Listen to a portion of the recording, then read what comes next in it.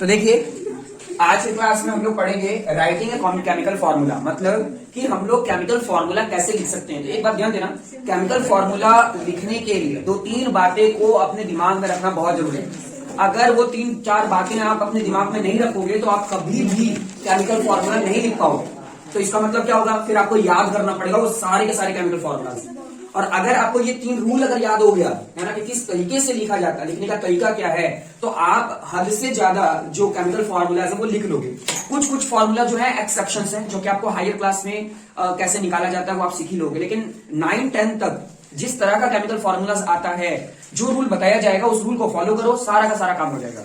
समझ में आया? तो ध्यान देना, कभी भी किसी भी फॉर्मूला को लिखने के लिए है ना, सबसे पहला काम क्या होता है? सबसे पहला काम होता है हमारा कि उस जो भी केमिकल फॉर्मूला हमको जिसका लिखना चाहिए उसका हम सिंबल लिखें, है ना। उस एलिमेंट का क्या लिखें हम? सिंबल लिखें। पहले इजी से स्टार्ट करेंगे और फिर थोड़ा सा हार्ड के पास चलेंगे, ठीक है। तो मान लो कि क्वेश्चन ले लेते हैं हम लोग, है ना। क्वेश्चन लेते हैं इजी वाला, सोडियम क्लोराइड, ठीक है।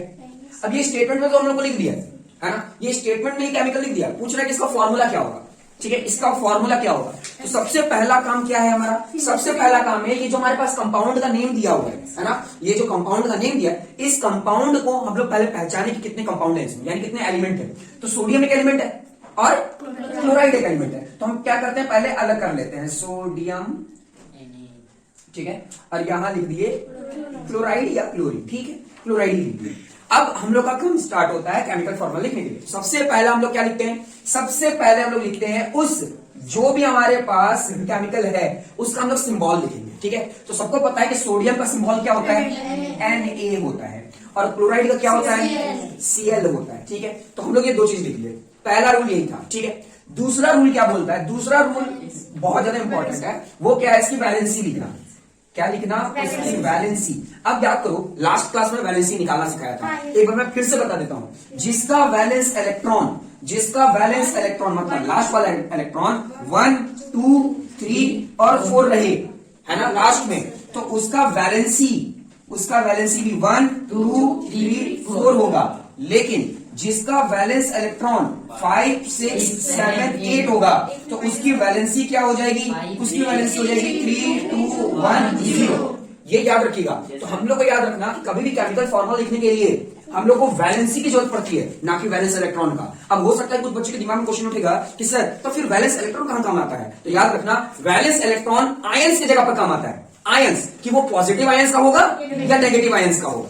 बात समझ में आया? अगर कोई आपसे पूछेगा कि कोई भी एलिमेंट, जैसे मान लो ये वाला एलिमेंट, ये कैटायन ग्रुप से बिलोंग करता है कि एनायन ग्रुप से बिलोंग करता है, तो उस केस में हम लोग क्या करते हैं? हम लोग वैलेंस इलेक्ट्रॉन को पहले देखते हैं, है ना, और उसके बाद डिसाइड करते हैं कि वो क्या करेगा, है ना, वो लूज करेगा या फिर गेन करेगा, है ना। इससे हम लोग ये पता करते हैं, ठीक है। लेकिन कब? जब हम लोग को आयंस के बारे में पता करना होगा। लेकिन अगर आयंस के बारे में नहीं पता करना, है ना, अगर आयंस के बारे में नहीं पता करना, मतलब हम लोग को ये पता करना है कि उसका केमिकल फॉर्मूला क्या होगा, तब आपको क्या देखना होगा? वैलेंसी।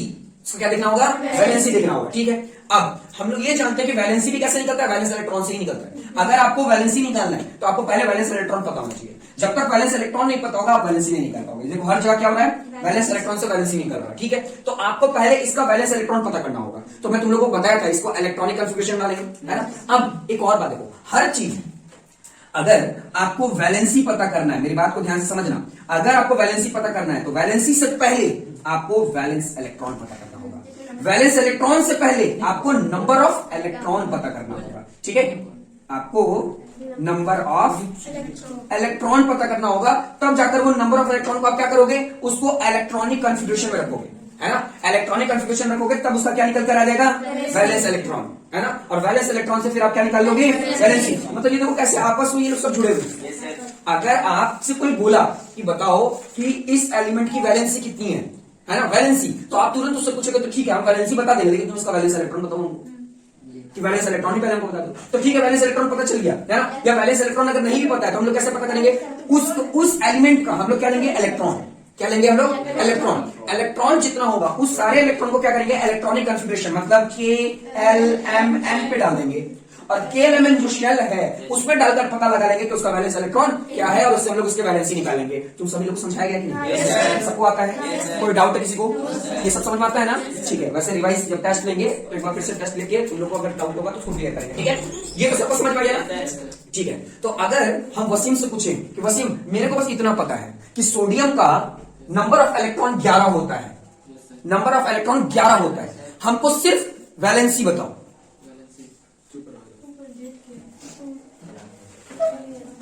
जल्दी बताओ हमको।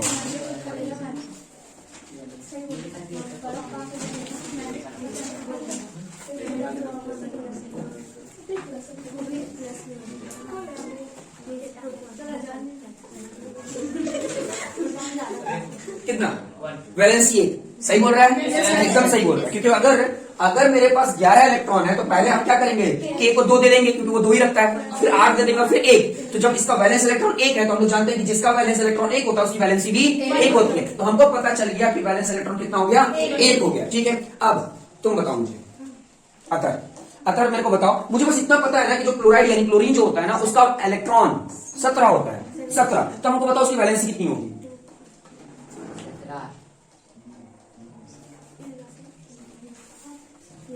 कॉपी में कर लो, कर नहीं आ रहा है तो 1 होगा। सबको पता चल गया यहाँ पर क्या होगा, इसका 1 होगा। अब अगर हम गजाला से पूछें, गजाला ठीक है, ये तो हम लोग को ये वैलेंस इलेक्ट्रॉन पता चल गया। अगर मैं तुमसे जनरली पूछूं दोनों में अगर आयंस की बात करूं तो किसके पास कैटायंस है और किसके पास एनायंस है?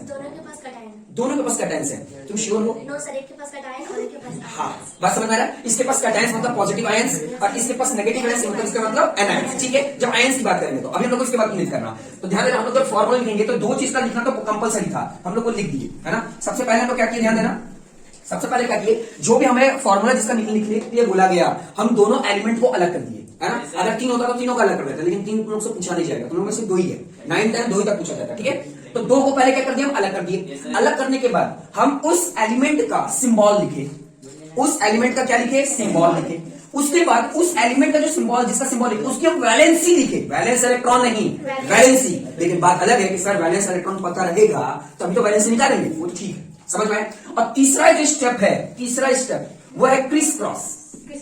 क्रिस क्रॉस, ठीक है। क्रिस क्रॉस का मतलब क्या है कि इसको मल्टीप्लाई करवाना होगा इससे और इसको मल्टीप्लाई करना होगा इससे। तो अब देखो, अब आंसर बन गया। अब आपके पास जो आएगा ना 4th नंबर पे जो आएगा वो फॉर्मूला लिखा हुआ आ जाएगा। ठीक है, वो केमिकल फॉर्मूला लिखा हुआ आ जाएगा। देखो क्या करना है, Na का Na लिखे, इसका एटम ये लिखेंगे, इसका एटम ये लिखेंगे। अब बोलोगे सर यहां भी 1 है, यहां भी 1 है, जिसका भी लिखिए क्या मैटर करता है, बात मानते हैं, लेकिन अभी तो 1 1 है इसलिए, किसी का 2 1 हो गया तो इसलिए आप समझिएगा।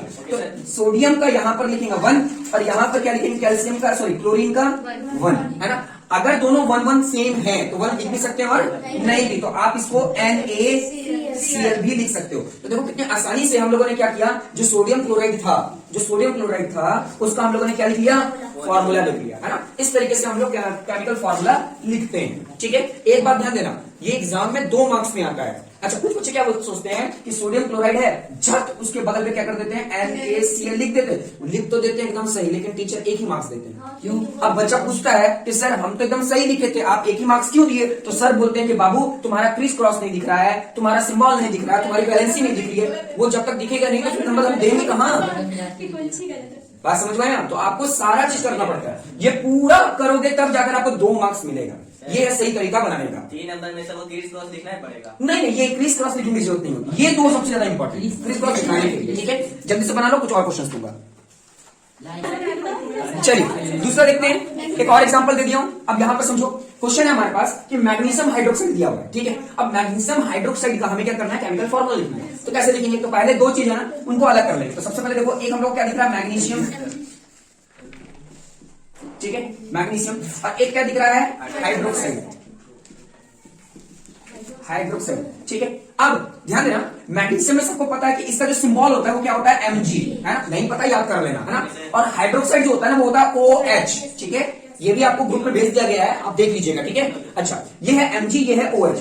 अगर इसकी वैलेंसी देखेंगे तो आपको सबको पता है कि इसकी वैलेंसी कितनी होती है, 2 होती है, और इसकी वैलेंसी कितनी होती है, 1 होती है। ठीक है, इसकी वैलेंसी कितनी होती है, 2, और इसकी वैलेंसी कितनी होती है, 1। अब हम लोग क्या करेंगे, तीसरा स्टेप क्रिस क्रॉस, यानी अब देखो ये वाला इसको मिल जाएगा और ये वाला इसको मिल जाएगा। तो जो पहले उसको वही लिखना होगा, पहले लिखिए mg, तो mg के पास क्या मिल गया, mg को मिल गया 1 नहीं लिख तो काम चलता।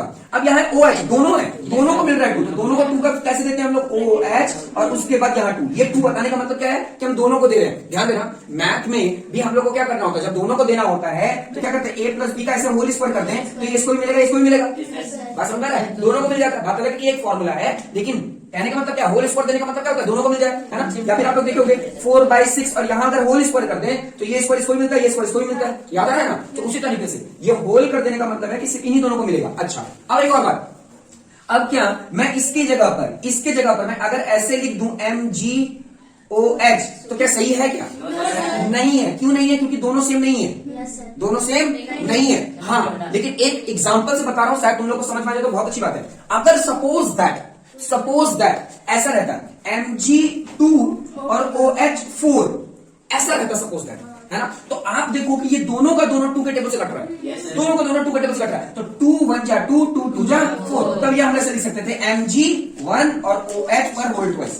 बात समझ रहे हैं, अगर दोनों टेबल से कट रहा है तो दोनों कट रहा है सेम टेबल से, ऐसा नहीं कोई भी किसी टेबल से। जब आप कोई भी रेशनल नंबर होता है उसको छोटा करने के सेम नंबर्स काटते हो ना, जैसे इसको 2 से तो इसको भी 2 से, ऐसा नहीं कि इसको 3 से इसको 2 से, ऐसा नहीं, दोनों सेम टेबल से। तो वैसे आप इसके एटम को भी छोटा कर सकते हो, लेकिन एटम को छोटा करने के लिए सेम टेबल से करेंगे। बात समझ में आया। तो मैग्नीशियम हाइड्रोक्साइड का फॉर्मूला कुछ इस तरीके से बनेगा, समझ में आ रहा है। चलिए आप लोगों को क्वेश्चन देता हूं, एल्यूमिनियम ऑक्साइड बनाकर दिखाएंगे, एल्यूमिनियम ऑक्साइड ये आप बनाए। तो देखिए एल्यूमिनियम ऑक्साइड का कैसे बनता, तो सबसे पहले हम लोग एल्यूमिनियम को अलग कर देंगे और ऑक्साइड को अलग कर देंगे। ऑक्साइड का मतलब क्या हो गया, ऑक्सीजन, ठीक है। तो यहां हो गया एल्यूमिनियम और यहाँ हो गया ऑक्साइड, ठीक है। तो एल्यूमिनियम, अगर एल्यूमिनियम का सिंबल देखेंगे तो आपको पता होगा कि Al होता है ना। और ऑक्साइड मतलब ऑक्सीजन का क्या होता है, O होता है। अब हम लोग क्या करेंगे, उसकी वैलेंसी लिखेंगे। तो सबको पता है कि वैलेंसी कैसे निकलता है, उसके वैलेंस इलेक्ट्रॉन से, और वैलेंस इलेक्ट्रॉन कैसे निकलता है, उसके इलेक्ट्रॉन से, नंबर ऑफ इलेक्ट्रॉन से। उस नंबर ऑफ इलेक्ट्रॉन को इलेक्ट्रॉनिक कॉन्फ़िगरेशन में रखेंगे, ऑटोमेटिक वैलेंस इलेक्ट्रॉन निकल जाएगा, और वैलेंस इलेक्ट्रॉन से उसकी क्या निकल जाएगी, उसकी वैलेंसी। तो ऑब्वियस बात है, देखना इसका जो वैलेंस इलेक्ट्रॉन होगा वो 3 होगा, और जिसका वैलेंस इलेक्ट्रॉन 3 होते हैं उसकी वैलेंसी भी 3 ही होती है। सिमिलरली इसका भी देखो, इसका अगर आप देखोगे तो इसकी वैलेंसी कितनी हो जाएगी, 2, क्योंकि इसका वैलेंस इलेक्ट्रॉन 6 था। बात समझ में आ रही है। अब हम लोग क्या करेंगे, क्रिस क्रॉस, यानी एल्यूमिनियम को मिल जाएगा 2 और ऑक्साइड को मिल जाएगा 3। तो हम लोग क्या करेंगे, एल्यूमिनियम के लिए लिखेंगे Al और इसके साथ लगा हुआ आएगा 2, और ऑक्साइड का लिखेंगे ऑक्सीजन और उसके साथ लगा हुआ आएगा 3, तो बन जाएगा एल्यूमिनियम ऑक्साइड। वो जो समझ में आ रहा है, बात समझ में आ रहा है, डाउट है किसी को, ठीक है।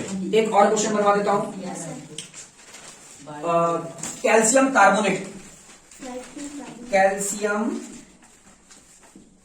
कार्बोनेट,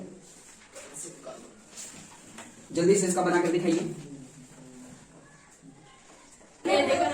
चलिए तो देखिए, कैल्शियम कार्बोनेट, तो देखिए यहाँ पर क्या है, कैल्शियम, यहाँ है कार्बोनेट। तो पहले हम यहाँ पर कैल्शियम के यहाँ लिख दिए कैल्शियम, और यहां लिख देते हैं कार्बोनेट। देखो कैल्शियम का तो आराम से बना लोगे, लेकिन कार्बोनेट नहीं बना पाओगे। क्यों, क्योंकि इसलिए आपको याद करना होगा, है ना। कुछ ऐसे हैं जो कि मैं ग्रुप में डाल दिया हूं आप लोगों के, ताकि आप उसको याद कर लीजिए, ठीक है। तो कर लोगे तो आपके लिए फायदा होगा। अब देखो कैल्शियम का मतलब क्या हो गया, Ca, और कार्बन का क्या होता है, CO3। कार्बन क्या चीज से बनता है, कार्बन और ऑक्सीजन से। कार्बन और ऑक्सीजन जब मिल जाता है तो बन जाता है कार्बोनेट। ये तो हो गया। अब होता है कि सर, तो हम लोग इसका सिंबल लिख रहे हैं, ये हम लोग क्या लिखे, सिंबल लिखे। हम लोग को लिखना है इसकी वैलेंसी देखिए। तो ध्यान देना, कैल्शियम की वैलेंसी 2 होती है और कार्बोनेट की वैलेंसी 2 होती है, ठीक है। ये एनायंस होता है और ये वाला कैटायन होता है। बात समझ में आया। तो हमेशा रखना, जब भी हम लोग ना कोई भी फॉर्मूला लिखेंगे, कभी भी याद रखना, जब भी फॉर्मूला लिखेंगे ना तो पहले कैटायन के बारे में लिखते हैं और उसके बाद एनायंस के बारे में, मतलब पहले मेटल लिखते हैं उसके बाद नन मेटल। ये एकदम याद रखना, क्लास 10 में काम आएगा, है ना। हमेशा पहला वाला जो रहेगा वो एकदम याद रखना, मेटल रहता है, और जो पीछे वाला रहता है वो नन मेटल होता है। ऐसे देख के पता चल जाएगा। कोई पूछेगा इसमें मेटल कौन है, नन मेटल कौन है, वो तो कैल्शियम मेटल है, और नन मेटल कौन है, कार्बन, ठीक है। अब हम लोग क्या करेंगे, क्रिस क्रॉस। तो ये हो गया 2 इसको मिल गया और ये 2 इसको मिल गया। तो हम क्या लिखेंगे, पहले Ca लिखेंगे। तो Ca और Ca के साथ क्या आइटम आया, 2। फिर देखिए कार्बोनेट, ये रहा कार्बोनेट, ये पूरा कार्बन बना, लेकिन कार्बन को कितना आइटम मिल रहा है, 2। तो यहाँ पर इस तरीके से लिखेंगे 2। अगर कोई बच्चा ये लिख देता है पूरा सही है, बिल्कुल नंबर नहीं काटा जा सकता। लेकिन अगर आपको दिख रहा है कि दोनों सेम है, दोनों टेबल्स कट सकता है, तो यहाँ काटिए मत, बस डायरेक्ट क्या लिख दीजिए CaCO3, क्योंकि दोनों अब है ही नहीं, क्योंकि वहां 1 1 है, तो 1 लिखो चाहे मत लिखो, बात बराबर है। बात समझ, अब 1 मत लिख देना, यहाँ 1 लिखोगे तो यहाँ क्या लगेगा 31 क्यों लगेगा, इसलिए वहां नहीं लिखा जाएगा। बात समझ गया? तो इसका फॉर्मूला क्या बन जाएगा, CaCO3, कैल्शियम कार्बोनेट का। आज इसी से रिलेटेड कुछ क्वेश्चंस आपको ग्रुप में जाएगा, आप इसको प्रैक्टिस कीजिए, है ना, नहीं आएगा आप तुरंत पूछिए। समझ में आया? एक बार जल्दी से देख लो। तो देखिए आज की क्लास में हम लोग मोल कॉन्सेप्ट के बारे में समझेंगे। अब ये मोल का मतलब मासा नहीं है ना, या इस मोल का मतलब वो जो साहिल यानी वो जो प्रोटोपाइन जैसे जो जानवर होता है जिसके कांटे होते हैं उनको भी मोल कहते हैं, उसका ग्रुप आता है मोल, वो नहीं है ये मोल, ये बहुत इंपॉर्टेंट है मोल। अब ये मोल है क्या, ये एकदम ध्यान से समझोगे तो आराम से समझ में आ जाएगा। अच्छा, इसको मैं जनरल किस तरीके से समझाता हूं, बस इस तरीके से समझाता हूं कि एक ओवर में 6 बॉल होते हैं, है ना। यहाँ पर जो क्रिकेटर बैठा होगा सबको पता है ना। अच्छा, जो क्रिकेटर नहीं होगा लेकिन उसको भी पता है कि जो 1 दर्जन होता है, ठीक है, उसमें 12 पीस होता है कि नहीं होता है ना। ये सबको पता होगा कि जो 1 दर्जन होता है उसमें कितने पीस होते हैं, 12 पीस होते हैं। उसी तरह एक स्कोर जो होता है, एक स्कोर उसमें कितने पीस होते हैं, उसमें 20 पीस होते हैं। सिमिलरली एक मोल में 6.022 इंटू 10⁻23 एटम्स प्रेजेंट होते हैं। बस जिस तरीके से हम लोग ये देखते हैं, या फिर हम लोग देखो कभी तुम लोग गौर करना कि जैसे मान लो कि तुम लोग ना किसी दुकान से मान लो बिस्किट का पैकेट ले लो, बिस्किट का पैकेट है ना, तो बिस्किट का पैकेट देखो बड़ा जो पैकेट होता है ना उसमें 10 का पैकेट होता है, एक बड़े प्लास्टिक में 10 रहता है ना, या कार्टून लोगे तो उसमें भी देखो अलग अलग कॉम्बिनेशन होता है हर चीज का। तो तुम लोग देखना कि कोई भी 1 ओवर फेंकना चाहता है, मैं बोला कि मैं 1 ओवर करना चाहता हूं, तो असलियत में वो 1 ओवर में 6 बॉल फेंकना चाहता है। उसका मतलब ये हो, अगर कोई 1 दर्जन लेना चाहता है तो 1 दर्जन का मतलब क्या है कि वो 12 पीस लेना चाहता है, 12 पीस। अब यहाँ पे डजन लोग लेते हैं ना तो तुरंत एक में चले जाते हैं कि हाँ एक होता है, ये एक जनरल यूज किया जाने वाला वर्ड है, लेकिन ऐसा नहीं है। आप कोई भी सामान दूसरे सामान को भी 1 डजन बोल दोगे ना, डजन से क्वांटिटी है। देखो हम लोग के दिमाग में कैसे क्या चीज बैठ चुका है, जैसे डजन बोलो वैसे हमारे दिमाग में अंडे के यानी एग के बारे में हम लोग सोचने लग जाते हैं, तुरंत एग के बारे में हम लोग सोचने लग जाते हैं। लेकिन ऐसा कुछ नहीं है, ज्यादातर है कि हम लोग उस वे में हम लोग लेते हैं, इसलिए हम लोग ऐसा मानना जा रहा है। लेकिन असलियत में क्या है कि अगर सपोज दैट कि और भी कोई सामान है ना, तो आप ऐसा मान लो जूता भी खरीद रहे हो तो बोल सकते हो 1 दर्जन जूता खरीदना चाहते हो, बोल सकते हो। बात अलग है कि लोग 1 दर्जन नहीं खरीदता, लेकिन अगर आप या फिर आप पेन खरीद रहे हो तो बोलेगा उनको 1 दर्जन पेन चाहिए। तो अगर आप बोलोगे ना 1 दर्जन पेन चाहिए तो आप जो स्टेशनरी वाला होगा वो घिसाएगा नहीं, वो जान जाएगा अच्छा 12 पीस आपको चाहिए। आप 12 पीस भी बोल सकते हो या फिर 1 दर्जन बोल सकते हो। इसका मतलब क्या है कि 1 दर्जन में 12 पीस होता है। सिमिलरली एक स्कोर में कितने पीस होते हैं, 20 पीस होते हैं। स्कोर वर्ड जो होता है ज्यादातर पेंसिल्स में यूज किया जाता है, ज्यादातर पेंसिल्स में यूज किया जाता है। अब जो बॉक्स है ना वो और कम कर दिया गया है ना। अब कुछ ऐसे पेंसिल्स में देखोगे उसमें 10 भी रहता है ना, लेकिन जनरली जो स्कोर होता है उसमें 20 पीसेस होते हैं। सिमिलरली एक मोल क्या है, मोल एकदम डजन ओवर स्कोर के जैसा होता है।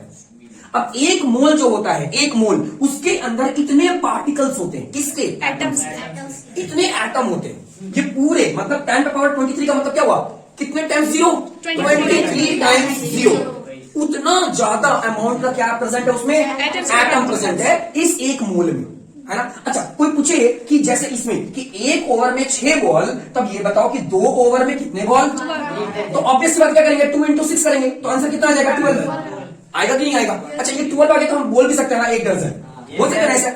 सिमिलरली अगर मेरे को कोई बोले 2 मोल में कितने एटम, तो हम लोग क्या करेंगे, 1 मोल में इतने हैं, 1 मोल में अगर इतने होते हैं तो हम लोग क्या करेंगे, उसको किससे मल्टीप्लाई कर देंगे, 2 से मल्टीप्लाई कर देंगे। अच्छा, एक और बात जो बहुत इंपॉर्टेंट बात है, बाकी है कि जब तुम 2 से मल्टीप्लाई करोगे ना तो सिर्फ इस नंबर को मल्टीप्लाई करना, इसको एज यूजुअल वैसे उतार देना, है ना। नंबर को ही मल्टीप्लाई करना, 10 पे पावर जो लिखा हुआ है उसको मल्टीप्लाई नहीं करते। कुछ तेजुखाम होते हैं वो क्या करते हैं, वो इसको मल्टीप्लाई कर देते हैं, इसको मल्टीप्लाई कर देते हैं, इन दोनों को मल्टीप्लाई करके जो भी लिखेंगे और इन दोनों को मल्टीप्लाई करके लिखेंगे 46, लेकिन वो गलती हो जाती है। सिर्फ आपको नंबर को मल्टीप्लाई करना होता है। बात समझ में आया। तो एक मोल अगर कोई बोले ना, जैसे 1 दर्जन होता है वैसे एक मोल होता है, जैसे एक ओवर होता है ना वैसे ही एक मोल होता है। मतलब मोल के अंदर, एक मोल के अंदर कुछ एटम्स प्रेजेंट हैं। कुछ एटम का मतलब क्या, एग्जैक्ट 6.022 इंटू 10⁻23। अच्छा, ये चीज को पता लगाने वाले जो साइंटिस्ट थे उनका नाम था एवोगैद्रो, ठीक है। इसलिए उनके नाम पर ये नंबर रख दिया गया, है ना, एवोगैद्रो नंबर। ये नंबर क्या रखा गया, एवोगैद्रो नंबर, बात समझ में आ रहा है? तो कहने का मतलब ये है कि जो एक मोल होता है, एक मोल में इतने एटम प्रेजेंट होते हैं। अब आपको 2 मोल चाहिए तो 2 से इंटू कर दो, 3 मोल चाहिए तो 3 से इंटू कर दो, 4 चाहिए तो 4 से इंटू कर दो। बात समझ में आ रहा है? यानी आपको ये पता चल गया कि एक ओवर में 6 बॉल होते हैं, तो 2 ओवर चाहिए तो 6 को 2 से मल्टीप्लाई कर दो, 3 चाहिए तो 6 को 3 से मल्टीप्लाई कर दो। मेरी बात समझ में आ रही है? बात समझ में आ रहा है ना? तो बस मोल का मतलब ही होता है कि कुछ एटम्स का कॉम्बिनेशन, कुछ एटम का कॉम्बिनेशन ही क्या कहलाता है? मोल कहलाता है। एक नॉर्मल तरीके से एटम का, है ना? या बोल सकते हैं 12 पीस का कॉम्बिनेशन, 12 पीस का कॉम्बिनेशन कर देंगे तो 1 दर्जन हो जाता है ना? 6 बॉल का कॉम्बिनेशन कर देंगे तो 1 ओवर कहला जाता है। तो सिमिलरली 6.022 इंटू 10⁻23 जब एटम्स को जोड़ देंगे तो वो 1 मोल के बराबर हो जाएगा। बोलो समझ में आया? एक बहुत इंपॉर्टेंट बात, क्या बात? कि जैसे ओवर का कोई यूनिट नहीं होता, दर्जन का कोई यूनिट नहीं होता, स्कोर का कोई यूनिट नहीं होता, उसी तरह मोल का कोई भी यूनिट नहीं होता। No unit. अच्छा, अब ये यूनिट का मतलब क्या होता है? यूनिट का मतलब जैसे क्या होता है, हम लोग जो लेंथ लिखते हैं ना, लेंथ, तो कोई भी लेंथ लिखते हैं 5 तो उसका लगाते हैं मीटर या सेंटीमीटर, है ना? कैपेसिटी के है ना? कैपेसिटी के लिए अगर हमको कैपेसिटी, ठीक है, तो उसके लिए हम लोग क्या करते हैं? 5 लीटर, 5 मिलीलीटर। तो ये जो लीटर, मिलीलीटर, ये सब इसको यूनिट कहते हैं। मतलब उसके बाद वो नहीं लगाओगे ना तो काम नहीं चलने वाला, टीचर पक्का मार्क्स काट लेंगे। समझ में आ गया? हाँ, कुछ ऐसे टीचर्स होते हैं जो सैटरडे टेस्ट ले लेते हैं और बोल भी देते हैं कि 1 मार्क्स पक्का काट लेंगे, और काट भी देते हैं, आई थिंक, है ना? तो इस बात को ध्यान देना, है ना? नहीं देते हैं बिल्कुल। हाँ, कुछ टीचर्स होते हैं तो बड़ा जल्दी पता चला तुमको। अच्छा, उसी तरह लेकिन मोल में आप लोग बच जाते हो। मोल में आपको यूनिट लिखने की जरूरत नहीं, आप भूल जाओ, कोई दिक्कत नहीं है, क्योंकि मोल में कोई यूनिट नहीं होता। बोलो, बात समझ में आ रही है? इतनी बात समझ में आ गई ना? पक्का? तो ध्यान देना, एग्जाम में पूछता है कि एवोगैड्रो नंबर कितना होता है, तो बस लिख देना क्या? 6.022 इंटू 10⁻3 एटम्स। समझ में आया? हाँ चलेगा, लेकिन वो उतने एटम्स ही होते हैं, पता होना चाहिए। अच्छा, ये एटम भी हो सकता है, देखो एटम्स लिखा हूं, ध्यान देना बात को, यहाँ एटम्स लिखा हूं तो यहाँ पर मैं क्या लिख सकता हूँ? मॉलिक्यूल्स, या फिर इसको मैं क्या लिख सकता हूँ? आयंस। ये तीनों चीज लिखा जा सकता है, ठीक है? एटम्स भी लिख सकते हो, मॉलिक्यूल्स भी लिख सकते हो, या फिर आयंस भी लिख सकते हो इस एवोगैड्रो नंबर। बात समझ में आया? चलिए, अब इस चैप्टर में जितने भी न्यूमेरिकल है, देखो मैं एक बात बता रहा हूं, अगर मैं जो भी कॉन्सेप्ट बता रहा हूं, अगर ये कॉन्सेप्ट को आप समझ लिए ना, तो इस चैप्टर में आने वाले जितने भी मोल कॉन्सेप्ट से रिलेटेड न्यूमेरिकल्स होंगे आप चुटकियों में कर लोगे, चुटकियों में कर लोगे, आपको बिल्कुल कोई दिक्कत नहीं होगा। बस आप कॉन्सेप्ट समझ लो, कॉन्सेप्ट समझ लो, ठीक है? ध्यान देना, जो पहला मैं बॉक्स बना रहा हूं, मैं थोड़ा ऊपर बना रहा हूं, ठीक है? ये है ग्राम,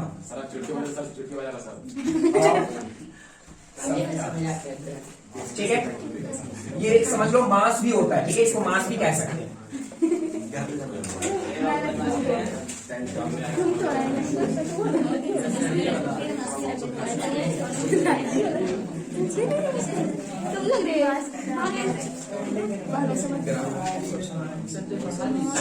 मोल ऑफ सब्सटेंस, वैसे सिर्फ मोल होता है, ठीक है? मोल पे ही ध्यान दो।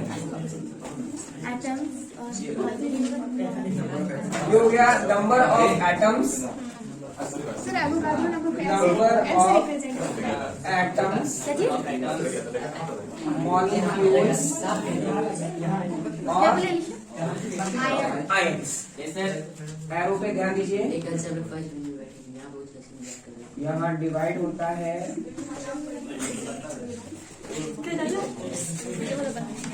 मोलर मास, यहाँ N2 होता है, हाँ सही बता रहे, तभी तो बोले मोलर मास, यहाँ मल्टीप्लाई होगा, तुम तेरे सबसे क्या क्या बोल रही थी सभी और यहाँ डिवाइड होता है।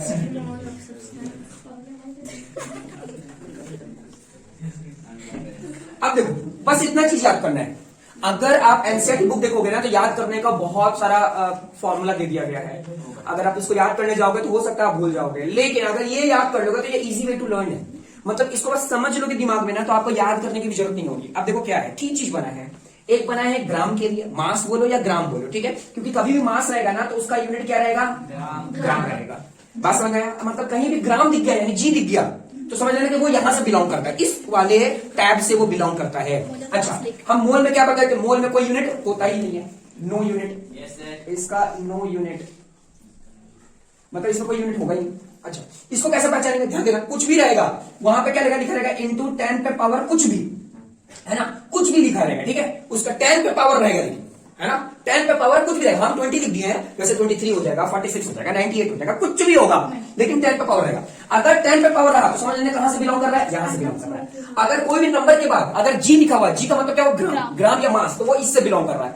और मोल में तो वो कहीं से बिलोंग करता है नहीं, क्योंकि उसका यूनिट दिया ही नहीं, ठीक है, उसका देगा ही। मतलब अगर मान लो, मेरी बात को ध्यान समझना, अगर लिखा रहेगा 88G या रहेगा 88 या रहेगा 88 इंटू 10 पे पावर 23, अगर ऐसा रहता है तो समझ लेना ये वाला कहां चल जाएगा, ये वाला चल जाएगा ग्राम, ये वाला कहां जाएगा, क्योंकि इसके पास कोई यूनिट नहीं है, और इस पर 10 पे पावर है ना, इसको उठा के यहां रखना। बस बात समझना कैसे पहचानना है। Yes sir. जी दिखा तो उसको पहले वाले में ले आना, 10 पे पावर दिखा तो लास्ट वाले में ले आना, और अगर उसको कोई यूनिट दिख ही नहीं रहा है, कोई भी यूनिट नहीं दिख रहा है, तो उसको कहां पे ले आना, मोल पे। इतनी बात समझ में आ गई है। अब और कुछ बातें, क्या बातें, बातें ये है कि अगर आप ध्यान देना, अगर आप ग्राम या मास से, ग्राम या मास से कहां जाना चाहते हो, मोल के पास जाना चाहते हो, तो बताओ कौन सा एरो यूज करोगे, फॉरवर्ड या बैकवर्ड, फॉरवर्ड। ऑब्वियस सी बात है कि फॉरवर्ड यूज करोगे, तो फॉरवर्ड यूज करने के लिए आपको क्या यूज करना होगा, डिवाइड का साइन। और किसका डिवाइड का साइन, मोलर मास का। अभी क्वेश्चन सॉल्व करवाऊंगा ना तो और इजी होने लगेगा, है ना, बस इतना समझो। अच्छा, एक और बात ध्यान देना, अगर ऊपर डिवाइड लिख दिए हो तो नीचे मल्टीप्लाई कर देना उल्टा, क्योंकि देखो एरो उल्टा है ना, तो यहां पर साइन भी क्या हो जाएगा, उल्टा। अच्छा, एक और चीज, अब यहां पर तुम डिवाइड यूज कर दिए हो तो इस लाइन पे आप डिवाइड यूज नहीं कर सकते, तब तुमको क्या यूज करना होगा, इंटू। जब यहां डिवाइड यूज किए हो तो यहां मल्टीप्लाई, और जब यहां मल्टीप्लाई तो इसका उल्टा, इसका उल्टा। बात समझ रहा है, मतलब आपको सिंबल याद करने में कोई दिक्कत ही नहीं होगा। जो हमारे पास ऑपरेटर है, जो हमारे पास ऑपरेटर है उसको याद करने की जरूरत नहीं, बस एक पहला वाला याद करना होगा आपको। पहला वाला कैसे याद करना होगा कि पहला वाला डिवाइड होता है, तो पहला वाला डिवाइड होता है तो इस एरो में अगर पहला वाला डिवाइड होता है तो दूसरा वाला इंटू। अच्छा, अब हम एरो उल्टा आ रहे हैं, तो बस अब यहां तक इसका उल्टा कर दो। जब ये एरो उल्टा करेंगे तो ये भी उल्टा हो जाएगा, इंटू से हो जाएगा डिवाइड, और डिवाइड से हो जाएगा इंटू, यही हो जाएगा। बात समझ आ रहा है, यानी उल्टा कर देना। इसका मतलब क्या है, याद करने की जरूरत ही नहीं, सिर्फ पहला वाला पता होना चाहिए, सिर्फ पहला वाला कोई पता कर लेगा तो बाकी सब बना लेगा, बोले बना लेगा कि नहीं? इतनी बात समझ आ गई। अच्छा, यानी हमको ये पता चल गया कि, अच्छा ये भी बात याद रखना कि इन दोनों के बीच में, इन दोनों के बीच में मोलर मास ही आएगा। मोलर मास निकलवाया था ना, मोलिकुलर मास, मोलर मास, है ना, यही आएगा, ठीक है। और अगर इन दोनों के बीच की बात करेंगे तो कौन आएगा, एवोगैड्रो नंबर। जैसे तुम लोग को पता है कि स्मॉल जी का वैल्यू, अगर हम लोग ग्रेविटी पढ़ रहे होते तो हम लोग को ये पता है कि स्मॉल जी का वैल्यू 9.8 मीटर पर सेकेंड स्क्वायर होता है। सिमिलरली तुमको कोई बोले चाहे ना बोले, अगर एवोगैड्रो नंबर आ गया, अगर नंबर आ गया तो समझ लेना 6.02 पार्टिकल, एटम, मॉलिक्यूल, आयन, चारों में से कुछ भी लिख दो। ये सारा चीज में से कोई एक ही लिखना, या तो पार्टिकल लिख दो, या तो एटम्स लिख दो, या तो मॉलिक्यूल्स लिख दो, या तो आयंस लिख दो, खत्म। बात समझ में आ रही है, कुछ भी लिख सकते हो, लेकिन एग्जाम में अगर बोलेगा आयंस तो आंसर आयंस लिखना, बोलेगा पार्टिकल तो पार्टिकल लिखना, बोलेगा एटम तो एटम लिखना, अगर बोलेगा मॉलिक्यूल तो मॉलिक्यूल लिखना, अगर कुछ नहीं तो अपनी मर्जी से जो माने वो लिख सकते हो। बात समझ में आया। तो जैसे अगर हम लोग ग्रेविटी चैप्टर जो फिजिक्स में पढ़ रहे थे उसमें स्मॉल जी का वैल्यू हम लोग क्या लेते थे, 9.8, कोई बोले चाहे ना बोले हम लोग ये ले लेते थे, है ना। तो उसी तरह एवोगैड्रो नंबर कोई बोले ना बोले ये नंबर हम लोग को पता है, कौन सा नंबर है, 6.022 इंटू 10 पे पावर 23, है ना। याद नहीं होता कैसे याद रखना, पहले 22 आता है उसके बाद 23, पहले 22 आता है उसके बाद 23, बस। बात समझ में आया, भूलने की जरूरत नहीं है, ठीक है। अब ध्यान देना, तो अब हम लोग ये समझ गए कि अगर हमको ग्राम और मोल के बीच में रहना है तो मॉलिक्यूलर मास आएगा, सॉरी मोलर मास आएगा। बात समझ में। और अगर हम मोल और एटम के बीच में है तो कौन आएगा, एवोगैड्रो नंबर आएगा। लेकिन जरा सोच करके देखो कि अगर हम ग्राम से एटम के पास जाना चाहते हैं, ग्राम से एटम के पास जाना चाहते हैं, तो पहले हमको जो भी नंबर होगा उसको डिवाइड करेंगे मोलर मास से, तो हम यहां पहुंच जाएंगे, और फिर जो भी नंबर होगा उसको मल्टीप्लाई करेंगे एवोगैड्रो नंबर से, तो हम यहां पहुंच जाएंगे। अब अभी थोड़ा समझने में दिक्कत हो रहा है, अभी करके क्वेश्चन करवाऊंगा ना तो सारा समझ में आएगा, ठीक है, टेंशन नहीं लो। चलो पहला क्वेश्चन करते हैं। तो कोई पहला क्वेश्चन, तो एक पहला क्वेश्चन देखते हैं हम लोग।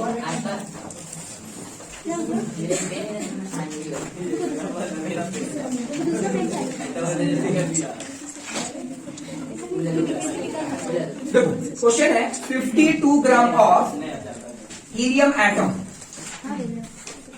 देखो मेरी बात को आप देखो, यहां पर ना पहले मैं किसका डाउट क्लियर कर देता हूं, फरहान का डाउट क्लियर कर देता हूं। देखो फरहान, मैं कल की क्लास में ये बोला था कि अगर लिखा हुआ आ जाए हीलियम एटम तो इसका मतलब है कि हाइड्रोजन हीलियम एक एटम है ना। लेकिन अगर लिख दे हीलियम गैस तो समझ लो ना He2। लेकिन अगर लिख दे हीलियम डाइऑक्साइड तो अब ये बोल रहा है कि जो हीलियम है वो ऑक्सीजन के साथ दो है।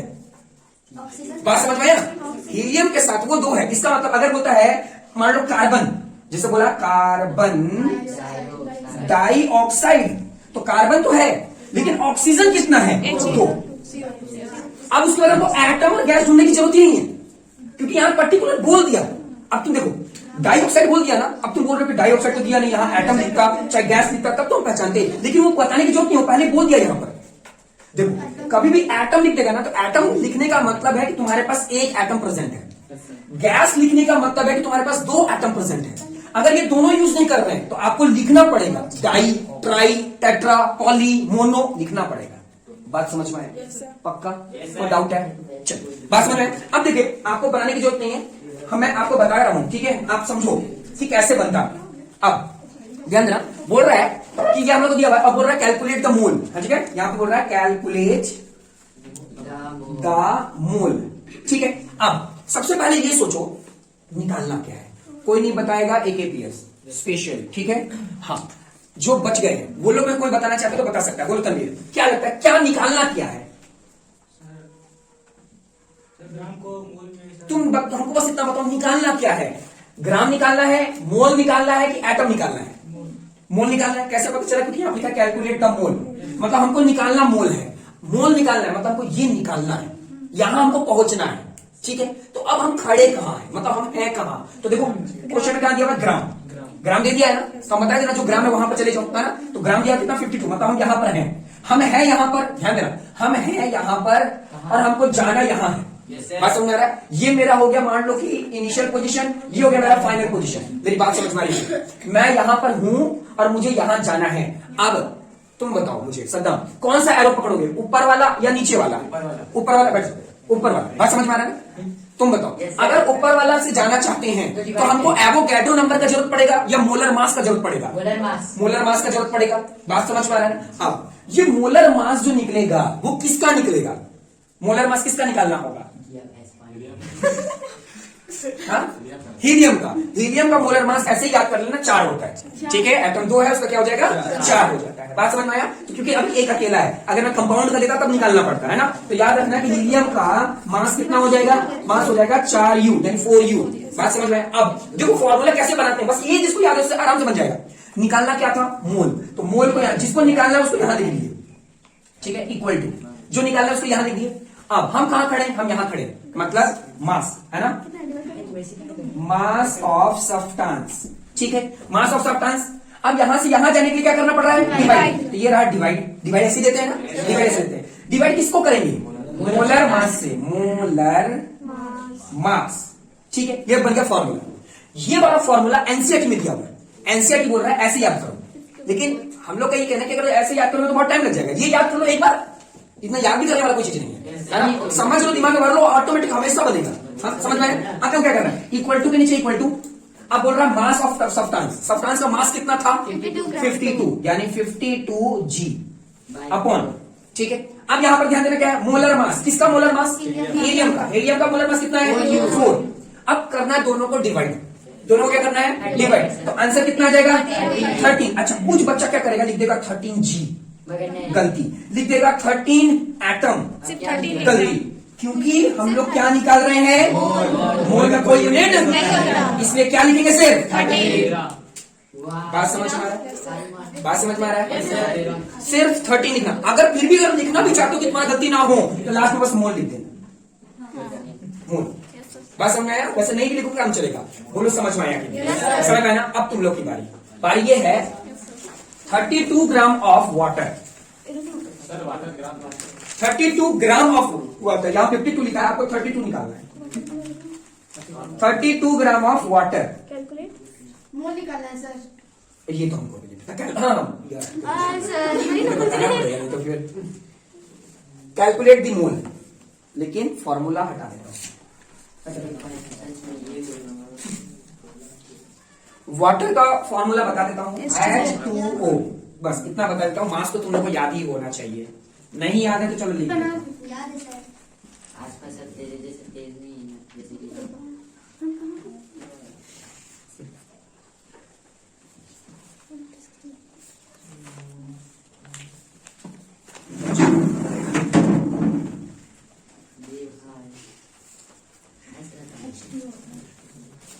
काट सकते हैं। देखो, अगर बनाना होता तो किस तरीके से बनाते, बोला है कि 32 ग्राम ऑफ वाटर रखा हुआ है, वाटर आइटम, उसका क्या करना है, मोल निकालना है ना। तो मोल निकालने के लिए क्या करेंगे, तो पहले हम ये देखेंगे कि हम लोग के पास क्या दिया है और क्या निकालना क्या है। तो क्या बोला गया, कैलकुलेट द मोल, हम लोग को निकालना मोल है, यानी हम लोग को ये निकालना है। तो जिसको निकालना होता है उसको यहाँ लिख देते हैं। अच्छा, उसके बाद ये देखना होता है कि हम कहाँ हैं, हम कहाँ हैं। तो हम हैं ग्राम के पास, हम कहाँ हैं, ग्राम के पास। तो ग्राम के पास कितना ग्राम है, 32 ग्राम, ठीक है। तो ग्राम से हमको मोल के पास जाना है, ग्राम से मोल के पास, मतलब ये वाला एरो। तो यानी क्या लेंगे, मास ऑफ सब्सटेंस लिख दिए, मास ऑफ सब्सटेंस डिवाइड, यहां से एरो जा रहा है ना, ये एरो जा रहा है, यानी क्या हो गया, डिवाइड करना होगा, ठीक है। अगर इसको ऊपर नहीं समझ रहे हो तो इसी पे लिख दो, इसी पे लिख दो। अगर ये नहीं समझ में आ रहा है तो यही लिख दो, डिवाइड मोलर मास, जिससे अच्छे समझ में आए कि यहां से यहां जाने के लिए क्या करना होगा, डिवाइड करना होगा, डिवाइड करना होगा। किससे डिवाइड करना होगा, मोलर मास, ठीक है। तो मास ऑफ सब्सटेंस कितना दिया, mass of substance 32, molar mass, किसका मोलर मास, वाटर का। तो पहले वाटर का निकालना होगा, तो वाटर का अगर निकाल रहे हो तो H2O, तो हाइड्रोजन कितना है, हाइड्रोजन का एटम 2 है, और ऑक्सीजन का एटम कितना है, 1 है, 2। अब इसका मास निकालना होगा, ये तो मैं तुम लोगों को याद करने के लिए बोला था, 1, और यहाँ कितना हो जाएगा 60, तो 2 बन जा 2, और यहाँ कितना हो जाएगा 16 आ जाएगा, 18U या फिर AMU। तो यहाँ पे क्या लिख देंगे, 18। अब छोटा हो रहा है तो कर दो, नहीं तो डायरेक्ट काट लो। अगर काटोगे तो क्या जाएगा, 1.7, ये इसका मोल हो गया। बोलो, बात समझ पा रहे हैं, बात समझ आ रहा है ना। सिमिलरली हाँ 1.77 होगा, तो ओवरऑल करोगे तो 1.8 हो जाएगा, कोई गलती नहीं है, बात समझ में आया। अच्छा, अगर मान लो कि तुम लोग को मोल दे दिया होता और ग्राम निकालने के लिए बोलता, तो क्या कर देते, मल्टीप्लाई कर देते। किससे मल्टीप्लाई कर देते, मोलर मास से। एक दिन और हमको लेना पड़ेगा पूरा न्यूमेरिकल के लिए, है ना, यानी कल का क्लास जो लेंगे वो पूरा का पूरा न्यूमेरिकल के लिए। ये वाला बात समझ में आएगा, पहले ये बता, सबको समझ में आ गया ना, ठीक है। फिर आज का क्लास इतना ही। क्वेश्चन है, कैलकुलेट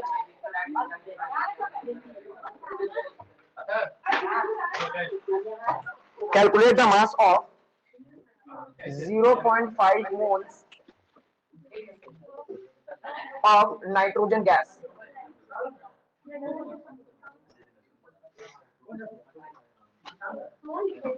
ठीक है, हाँ। क्वेश्चन ये है, 1 मिनट का टाइमिंग देता हूं, बन जाता है तो बहुत अच्छी बात है। तो देखिए, कभी भी अगर ऐसा क्वेश्चन आता है, calculate the mass of 0.5 mole of nitrogen gas, तो कैसे निकालोगे। सबसे पहले आपको देखना निकालना क्या है, तो निकालना आपको मास है, मास मतलब ग्राम निकालना है। और आपको दिया क्या है, आपको दिया हुआ है मोल। तो पहले तो तुरंत क्या बनाओ, फटाक से क्या बना लो, फॉर्मूला बना लो। फॉर्मूला बहुत इजी है, ये हम लोग जानते हैं। यहाँ पर जी मतलब क्या होता है, मास होता है ना। यहाँ क्या होता है, मोल होता है ना। और यहाँ क्या होता है, एटम होता है। बात समझ को आ गया, समझ में, है ना, कल के क्लास में बता दिया था। अच्छा, यहाँ से इधर जाएंगे तो हम लोग को क्या करना पड़ता है, डिवाइड करते हैं मोलर मास से, और यहाँ जाना होता है तो क्या करते हैं, मल्टीप्लाई करते हैं मोलर मास से। सिमिलरली अगर यहाँ से यहाँ जाना हो तो क्या करते हैं, मल्टीप्लाई करते हैं एवोगैड्रो नंबर से। सिमिलरली अगर यहाँ जा रहे हैं तो क्या करना पड़ता है, डिवाइड करना होता है एवोगैड्रो नंबर से। बात समझ में आया। सबसे पहले ये देखो कि हमको निकालना क्या है, तो निकालना है मास, यानी हमको ये निकालना है, ग्राम को ही मास बोल रहे हैं, ठीक है। ये निकालना, जिसको निकालना है उसका फॉर्मूला लिख दो, ये लिख दो ग्राम, या फिर स्पेशली हो जाए तो मास, ठीक है। यहाँ लिख दो मास, मास निकालना है। अब हम कहां खड़े हैं, यानी हमको दिया क्या गया है, हमको मोल दिया गया है, मतलब हम यहां खड़े हैं और हमको यहां पहुंचना है। जो निकालना है वो ये है, और जो हमारे पास निकला रखा हुआ है वो क्या है, मोल है। मतलब मोल से हमको कहां जाना है, ग्राम के पास जाना है। तो एरो ऊपर वाला लेंगे या नीचे वाला, ऑब्वियस सी बात है नीचे वाला। नीचे वाले के लिए क्या करते हैं, मल्टीप्लाई करते हैं, है ना। मल्टीप्लाई करते हैं किससे, मोलर मास से। मोल को, क्योंकि यहां से यहां जा रहे हैं ना, तो मोल को हम लोग क्या करेंगे, मल्टीप्लाई करेंगे। मोल को मल्टीप्लाई करेंगे मोलर मास से, मोलर मास से। बात समझ में आ रहा है। अच्छा, इक्वल टू का इक्वल टू, मोल कितना दिया था, मोल दिया था 0.5, तो यहां लिख देंगे 0.5 इनटू।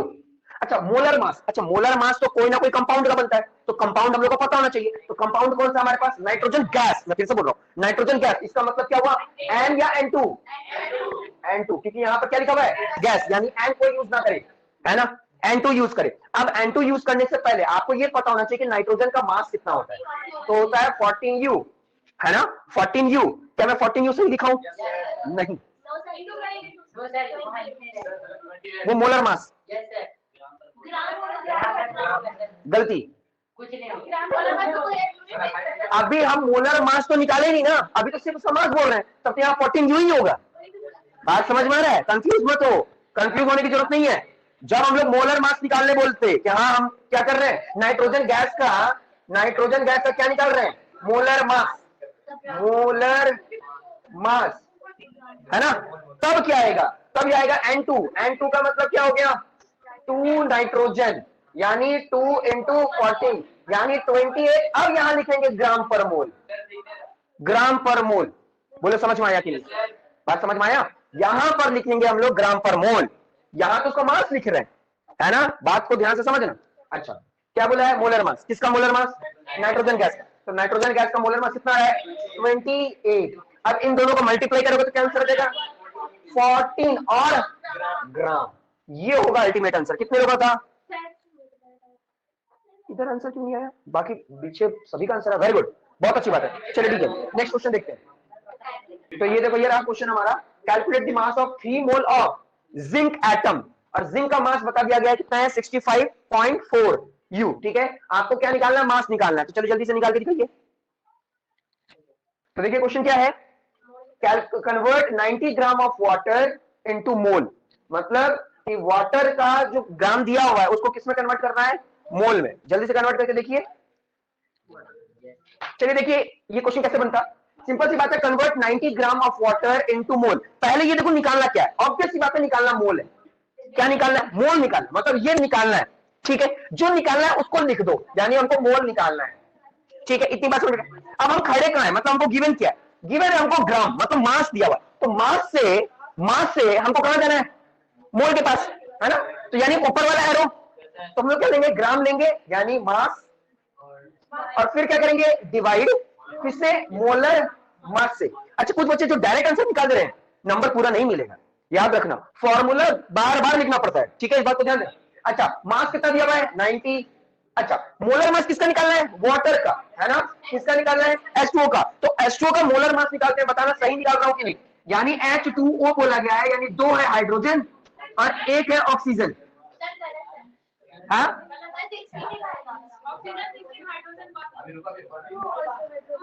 एटम ही ना लिखना, पहले रुक जाओ, अभी रुक जाओ। 2 एटम है किसका?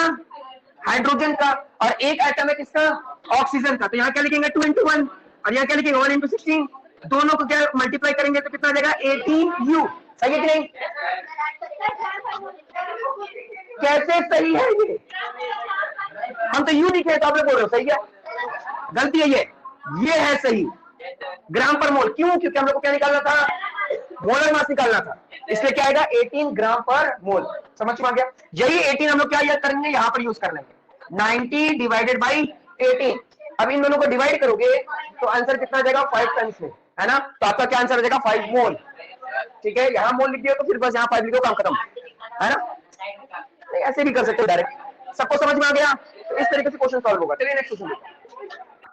हमको क्या निकालना है? मोल। तो मोल यहां लिख दिए, यहां मोल लिख दिया, हमको ये निकालना था। ठीक है, क्योंकि क्वेश्चन क्या था? Convert 22 gram of carbon dioxide into मोल। तो मोल निकालना था, इसलिए मोल यहां लिख दिया। हम कहां खड़े हैं? हमको दिया गया क्या है? ग्राम दिया गया है। तो ग्राम हमको अगर दिया गया है तो हम यहां खड़े हैं कि यहां खड़े हैं? यहां खड़े हैं। तो यहां से मोल जाने के लिए क्या करना होगा? इनटू या डिवाइड? डिवाइड करना होगा, ये हमको पता चल गया। डिवाइड करना है, क्या चीज से डिवाइड करना होगा? महा, यानी मोलर मास से, यानी ग्राम को डिवाइड करना होगा मोलर मास से।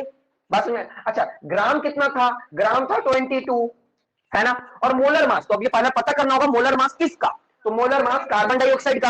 अब कार्बन डाइऑक्साइड का फॉर्मूला तुमको याद होना चाहिए। कार्बन डाइऑक्साइड का क्या होता है? CO2, है ना। अब इसका क्या निकालना होगा हमको? Molar mass. अभी जो मैं बना रहा हूं उसको निकालने की जरूरत नहीं होती है, लेकिन अगर आप निकाल दोगे तो गलत भी नहीं है, ठीक है।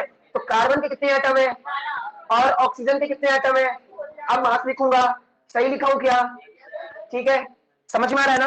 अब क्या करेंगे, दोनों को मल्टीप्लाई करेंगे, देखो 12, इन दोनों को करेंगे तो आ जाएगा, बात समझ आया? दोनों को ऐड करेंगे तो कितना देगा? 44 ग्राम पर मोल, क्योंकि क्या निकाला गया है?